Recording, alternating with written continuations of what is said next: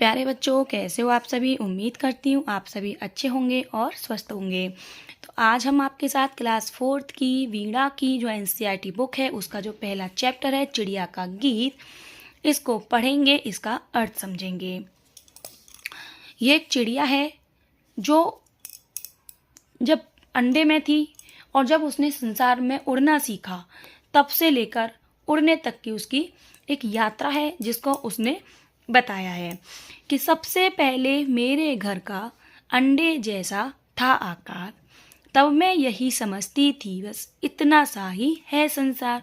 चिड़िया क्या कह रही है कि जब मैं छोटी थी, छोटी का मतलब है कि जब मैं अंडे के अंदर थी, जब मेरा घर एक अंडा था, तो मुझे ये लगता था कि संसार बस इतना सा ही है जितना संसार में मैं रह रही हूँ। यानी कि वो अंडे को ही अपना सब कुछ मानती थी, वो अपनी दुनिया ही उस अंडे को समझती थी। फिर मेरा घर बना घोंसला सूखे तिनकों से तैयार। अब चिड़िया क्या कह रही है कि जैसे जैसे मेरा अंडा फूटा और जब मैं उसमें से थोड़ा सा बाहर निकल के आई तो मेरा घर कैसा बन गया, सूखे तिनकों से तैयार किया हुआ एक घोंसला था, जो कि शायद मेरी माँ ने तैयार किया था मेरे लिए।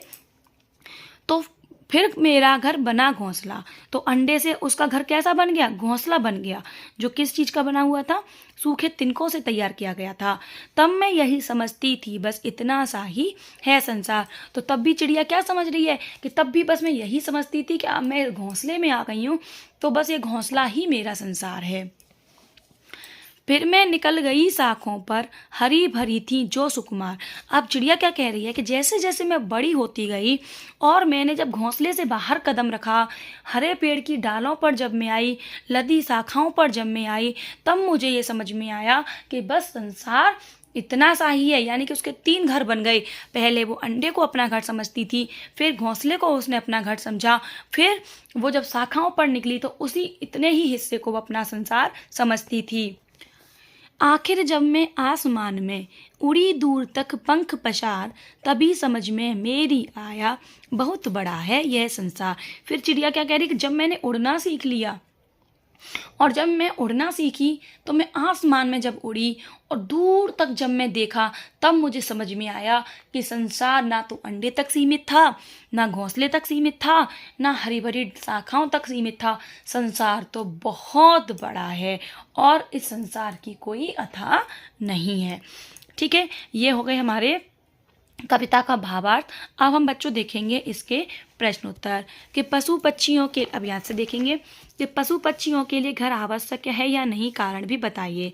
तो पशु पक्षियों के लिए घर अत्यंत आवश्यक है क्योंकि यह उन्हें बारिश, गर्मी और अन्य खतरों से सुरक्षित रखने में मदद करता है। आपके घर के परिवार के सदस्य घर से बाहर क्यों जाते हैं?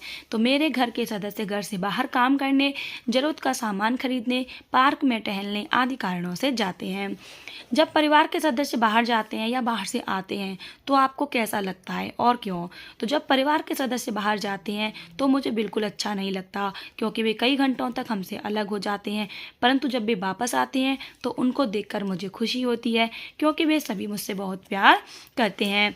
अगला है कि जब कोई अतिथि आपके घर आता है या आप किसी संबंधी के यहाँ जाते हैं तो आपको कैसा लगता है?